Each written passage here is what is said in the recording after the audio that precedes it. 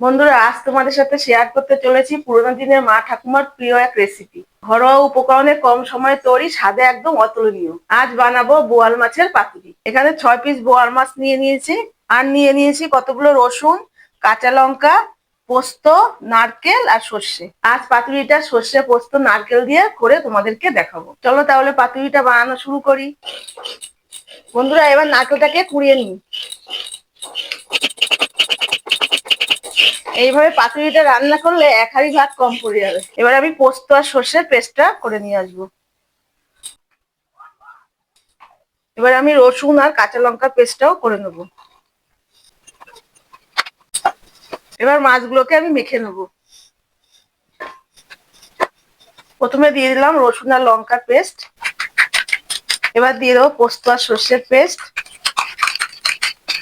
এবার দিয়ে দিলাম নারকেলের পেস্ট। দিয়ে দেবো স্বাদ মতো লবণ, পরিমাণ মতন হলুদ দিয়ে দেবো, আর দিয়ে দেবো একটু মিষ্টি।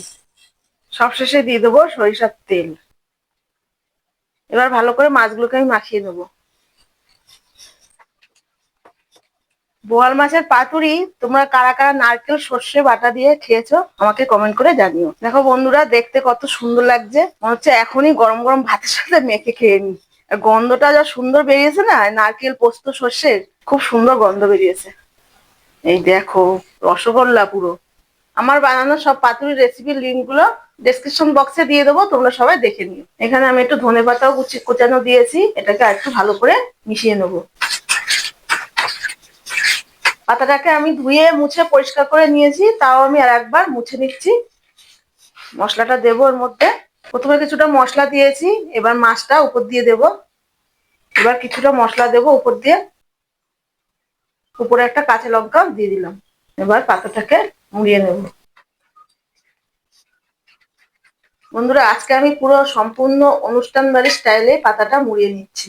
এবার এটাকে ভালো করে দড়ি দিয়ে বেঁধে নেবো, নাহলে তো খুলে যাবে কড়াইতে দিলেই। কি অনুষ্ঠান বাড়ির মতো লাগছে তো বন্ধুরা? এই যে বন্ধুরা, পাতুরিগুলো সব এক এক করে রেডি করে নিয়েছি। এবার আমি কড়াইতে দিয়ে দেবো। বন্ধুরা, পাতুরিটা যেহেতু অনুষ্ঠান বাড়ির স্টাইলে করছি, তো তাই হালকা করে একটু কড়াইতে তেল দিয়ে দেবো। তেলটা গরম হয়ে গেছে। এবার আমি এক এক করে পাতুরিগুলো সব দিয়ে দেবো।